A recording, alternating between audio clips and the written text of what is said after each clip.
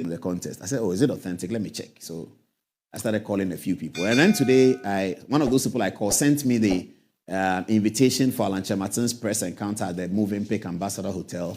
And was it Kimpiski or Moving Pick? I can't remember. I think it's one of them. Were you saying something? Moving Pick. Okay, the Moving Pick Ambassador Hotel. Yeah, so I was right about that. And so I sent it back to Kweku and said, Alan Martin is going to have an event, so I don't think he's resigning. And he said, oh yeah, he agrees with me. The person's not going to resign by holding a press conference. He's just going to indicate. Okay. Then a few hours later, Kweku sent me back the thing and said, boss, the press conference has been cancelled. So I kept calling people who know Alan, and I wasn't getting a clear response. I asked one of them that, is he stepping out? He says, oh, you wait, what time does your program start? I said, the program starts at 9. He said, oh, by that time, you have a fair idea of what is happening. So I began to feel that this is the real story, that John Kojoche Martin, our beloved trade minister, was going to step aside from the contest. We have a lot to say about that today, but I want to teach you a Ghana song. Typically, I don't know how to sing very well, but I'll try. It's a Ghana war song, you see, and I can feel that some of the Alan Martin supporters who are very unhappy with the processes in the New Patriotic Party, and they have a right to be unhappy with what they are unhappy with. Whilst I have to congratulate Nana Komia for the way in which he spoke on Joy FM this evening. Nana Komia is a great communicator. He spoke so excellently well. The way he speaks is a way that can bring any political party together. Congratulations, Nana Komia. You spoke so well, and that's good. I'm going to do this editorial in the spirit of the way Nana Komia spoke. Okay, so the Ghana song, I was thinking about how are Alan supporters feeling by now? They are quite upset with the entire process, and those who were silent supporters of Alan who have heard this also. So this is a Ghana war song. I stepped out of the race. Citing, that's the problem. Boache Jaku stepped out of the race. We didn't say anything. But Alan Martin steps out of the race, and it's because of the things that he's citing. Kwabena Japan gave his statement after he lost the first 5 ballots. And we didn't say much about it, but it's because of the things that Alan Martin's statement contains is the reason why it's become a story. And because also we almost seem to be in a deja vu situation. Did this not happen before in 2008? Yes, it did, and it has happened again. Solomon said something in the Bible, the famous Solomon in Ecclesiastes. He said, what has been is what will be. What has happened is what will happen, but there's nothing new under the sun. Perhaps today we are living that again. It's not a very happy moment. It's not a very happy moment. But let's do the story. Okay. On Sunday, the 27th of August, 2023, I issued a public statement which made reference to the selection and shortlisting of presidential aspirants by the Special Electoral College convened by the New Patriotic Party on the 26th of August, 2023. After having carefully analyzed the results of the said elections, it is absolutely clear to me from events leading to, during, and after the elections that the Special Delegates Conference was strategically and tactically skewed in favor of one particular aspirant. The pronouncements made by some leading members of our party, both before and after the election, also lend weight to my observations. The level of intimidation of varying intensity directly and indirectly unleashed on a significant number of delegates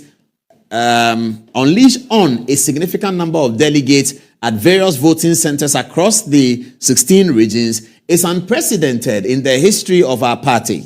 In addition, the fact that my polling agent in the Northeast region has suffered severe damage to his eyesight arising from his bold and courageous efforts to ensure compliance with the very rules and regulations for the conduct of the elections as approved by the Presidential Elections Committee, I will forever remain, he says, will forever remain a dark spot in the history of internal elections within the party.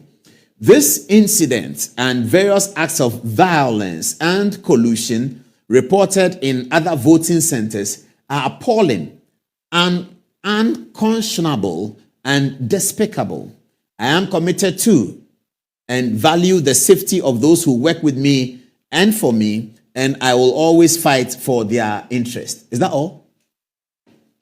Please, is that all the statement? Okay, they gave me the next page. Sorry. Efforts to ensure compliance with the very rules and fight for their interest. Is that all? No, there's something about the future. There's something about, he says, the future, what he will do. That's not all the statement. Oh, sorry, viewers. That's not all the statement. Maureen, that's not all the statement. Alan Kyerematen goes to talk about in the next few days, he's going to indicate his role in national public life. That's not all the statement. That's not all the statement. Do we have the rest of the statement yet? Do we have it? Ooh, okay, so let me go on with the commentary and see whether... but the statement is always ends by signing. He will say that signed Alan Kyerematen. That's really the end of it. This is not the complete statement. Maybe there's an important part that I can look at whilst they try and get the rest of the statement. He talks about, he levels clear allegations. He says, the level of intimidation of varying intensity.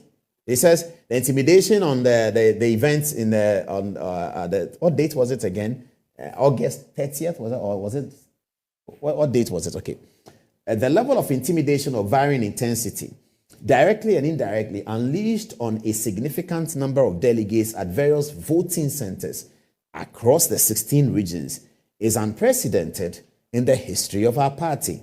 In addition, Alan Kyerematen says the fact that my polling agent in the Northeast region has suffered a severe damage. Yes, we know that. We know that about Alan Kyerematen's agent who is said to have suffered severe damage. What were you saying? Telling me something?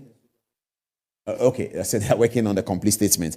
Meanwhile, they should put up the old resignation. Let's look at it, and then we come to BJ Darocha. So we are giving you a chronological presentation of this. We'll look at Kwabena Japon's statement. We'll look at the results of the elections. And in looking at the results, we're going to show that Alan Kyerematen's performance since 2017, since 2007, certain indication of his relationship between himself, his campaign, and his ambition to lead the party, and the idea of polling station delegates, relating really to only Nana Addo Dankwa Akufo-Addo because he was the principal opponent.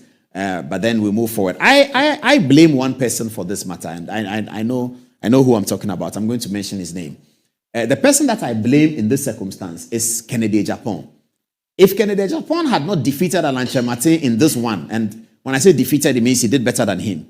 If Kennedy Agyapong had not defeated Alan, I'm sure we will not be where we are. It is the situation of Kennedy Agyapong coming second, which surprised many of us, except maybe my visually impaired historian and a few other analysts. The Kennedy Agyapong adventure, which put Alan at number 3 instead of an obvious number 2. In fact, Alan started this race as number 1. By 2017, when Akufo-Addo had taken the oath of office, the minds of the people, I believe, was on Alan. Somehow that kept changing and changing in 18, 19, 20, kept changing until the vote was taken by just the super delegates, which ordinarily should not be any indication. But from what we are hearing from the NPP, as Kwabena Agyapong said, and we'll be looking at it, Kwabena Agyapong said the party has spoken and not much is going to change in the main election. So perhaps I blame Kennedy Agyapong for this because he worked so hard and took a second position from Alan Kyerematen, who was the authentic first or second. And in all the analysis, all the conversations has been about Bawumia and Alan Kyerematen, Bawumia and Alan Kyerematen, Bawumia and Alan Kyerematen. And now, what do we see? We see that Kennedy Agyapong has come second. I think that is the problem here. That is part of the reason why the Kyerematen campaign is beginning to review what they want to do and how they want to go forward with it. Somebody said on radio that it is going to be very difficult for Alan to win this contest, and perhaps that's a face-saving measure. I don't know whether it's a face-saving measure. Let's just pick up this historical resignation, and then we may come to the choir to do one stanza for us whilst we get the documentation ready. All right. It's as follows, and this is 2007, I believe. It says, I have monitored extensively media reportage and discussions. This is Alan Kyerematen speaking in 2007. That's why we use a photograph of that time. As you see, Alan has been a beautiful man from that time until now. But this is what he said in 2007. And we'll go also and show you what one of the party stalwarts, BJ Darocha, recounted. What BJ Darocha recounted about the resignation of Alan Kyerematen in 2008 after the 2007 context in December. This is what he said. I have monitored extensively media reportage and discussions within the past week. Following my decision to resign from the New Patriotic Party, it is clear that there is a calculated attempt emanating from certain quarters to create public disaffection against me for taking a decision on principles and to create the impression that I am vacillating on my decision to resign, thereby displaying inconsistencies in thoughts and judgment. I wish to state categorically that I have not rescinded my decision to resign from the party. The statement further read, we must also not lose sight of the fact that national interest is superior to the interest of any single party. In this regard, I will soon give a firm indication of the role that I expect to play in the political landscape of the country. This is the continuation of the statement of today. But then it's very similar to what he said today. Oh, wow, that's interesting. Please, can you mic Maureen? Can you mic Maureen? Let's come and explain. Because I believe I'm reading 2007, but what I have read already today is very similar. So they'll produce that and then we can see the similarities. It's much more similar than we thought. We were putting up a story that shows a certain similarity. We didn't know, I didn't know that we have such a striking similarity here. So let me confirm that what I'm reading is from 2008, April 2008. If Dodu is here, please make him up. He is ready to come on. He will give us more details. So it says, I have monitored extensively media reportage and discussions within the past week.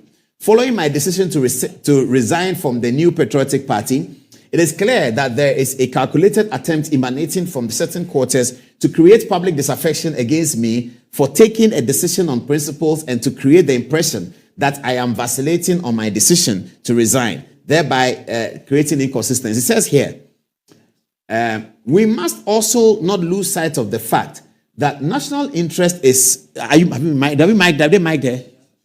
Okay. So what is this? This is what he said when he resigned from the 2007.